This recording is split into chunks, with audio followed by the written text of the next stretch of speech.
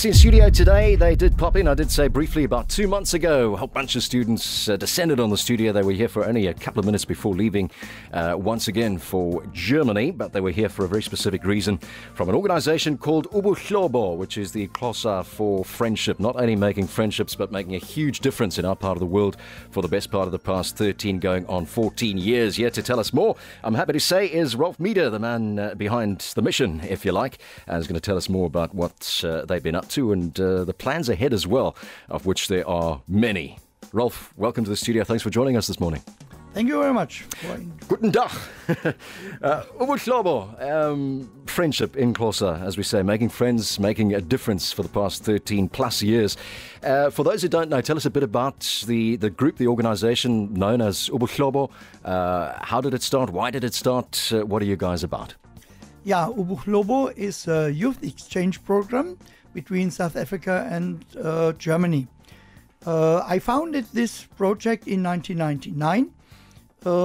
That was 1 year before I visited South Africa, and I was so impressed, especially about warmer location and the people there. So I decided coming back with my students, students of a German high school. So first time we have been here in 1999.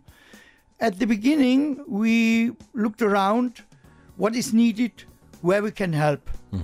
And up from this year, we started our project, and we now give education. We bring education, that's like first aid training, HIV/AIDS, youth pregnancy, TB. We visit schools, handicapped homes. We teach at university. And we also have a youth exchange program where we invite every second year young scholars, age 17, 18, coming for a 3 weeks work camp to us, to Germany. Okay. I was interested to know how come Nelson Mandela Bay, how come Port Elizabeth, the warmer township specifically, and you were telling me a little bit earlier on, it was kind of by accident that you ended up doing what you do in our part of the world, but a happy accident. Tell us more about that. Yeah, it really was by accident. I visited South Africa as part of German soccer pastors. These pastors are playing soccer, and they brought money to different places. And in Port Elizabeth, that was a base of a German pastor in Springfield. And so we visited this pastor. This pastor brought us to warmer location. And we stayed for 1 week in warmer location. This was, a kick. From that date, I decided coming back. And the following year, 1999, I have been back with 7 students. And now I'm coming every year with my students. And this time is now my 26th time in Port Elizabeth. I like Port Elizabeth, and I also like warmer location, the people there. Yeah, and I have no other reason going anywhere else. Well, you're practically an honorary citizen in our part of the world now, and I'm sure you're loving the weather. You say it's pretty cold where you are at the moment. We've got some good summer's weather, although we've had some heavy rains in the recent past as well. I know you guys missed it, just kind of missed it last time you were here. For those who don't know, tell us where you're based in Germany. Yeah, in Germany, we are based in southwest Germany. That is close to France, 30 kilometers. That's in Rhineland-Palatinate. Where we are living, this is a wine area, like around Stellenbosch. Only wine. Yeah. And we are not far away from the River Rhine. Okay. Beautiful part of the world. Yeah. Tell us a bit more about some of the projects that you've been involved with this time around. You had the students in studio very briefly about 2 months ago. They're very, very busy. It's not even like a working holiday. They kept very busy, but they love coming back time after time as well. You've been involved in kindergarten schools in the warmer township, in churches as well. Tell us a bit more specifically about some of the projects that you're currently involved in. Yeah. When we started, we decided where can we help and what can we do. Because we got told a lot of groups coming from overseas bring a lot of material, bring money, and a lot of the material is not needed. We got told it's always better ask in advance what is needed. Yeah. And so we asked, and we got told, especially first aid training, information about youth pregnancy, a very important thing, and so on, is needed. So we started, and we, especially now, we are working in homes for handicapped children, like Dezember in Saltville or APD Center in Motherwell. Yeah. And we started 1 time a week. Now, next year, 3 times a week. Wow. We spend more time, especially for teaching not only the handicapped people, the teachers as well, the parents who are responsible for half of the day, and people from the community. Yeah. Well, so it's practical, it's educational, and there's a huge difference that we can see throughout the years as well. Not only do you bring students over from Germany, but every couple of years as well, including this year, a group of young people from South Africa over to Germany. Your wife has joined us in studio. She's not doing any talking today, but as you say, behind every successful man, there's the woman, and she's a kindergarten teacher, and you brought some students over from South Africa who were involved in a very interesting kind of project in Germany as well. Tell us more. Yeah, every second year we have the chance to invite young students from South Africa, especially from Port Elizabeth or the district around. Unfortunately, we do not have the money for inviting them every year because my students and me, we have to pay the flight costs and accommodation and all costs.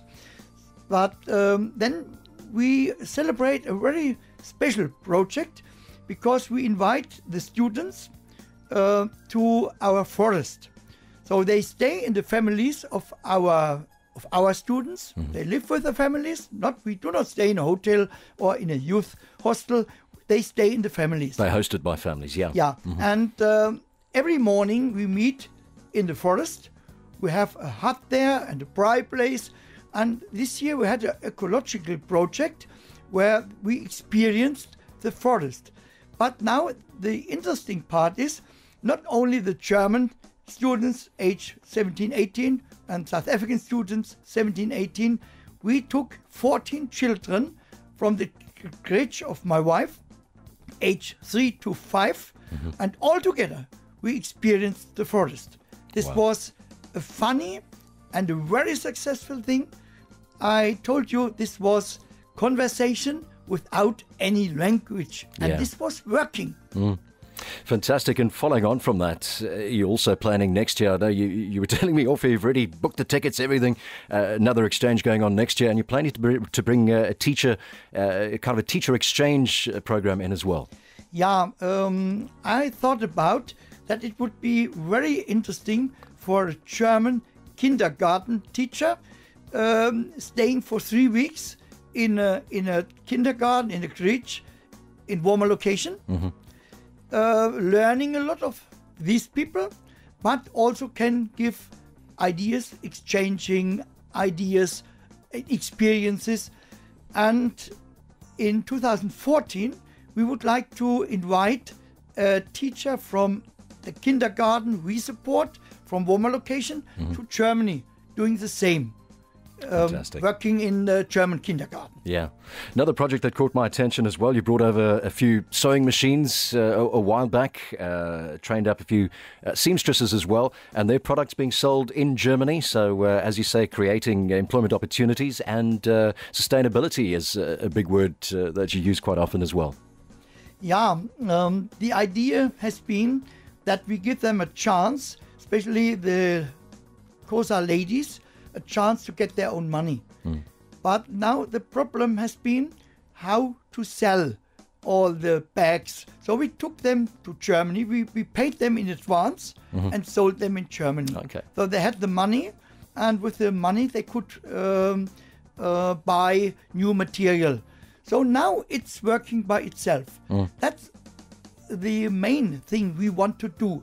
We want to give advices, opportunities, and after a while, after some years, we retire slowly. we hand it over to the people, and it's working. I call it sustainability. It's really working. So as the saying goes, give a man a fish, feed him for a day, Exactly. teach him to fish, and you feed him for a lifetime. Yeah. It's 18 minutes to 11 o'clock. We're chatting to Rolf Mieder of Ubuhlobo. Rolf, you're talking about money, and obviously all this does cost money. The plane tickets, getting over here, accommodation, etc. Do you guys have any sort of external funding? Anything that comes your way that way? How do you fund the whole project? Yeah. First, the students must pay all by themselves. Later on, I can apply at our government for assistance. And so finally, we get around about 1,000 euro back from the government, because the government is supporting us. But the rest must be paid by the student. They go for, as waitresses and waiters, they do any jobs to get that money to come to your country.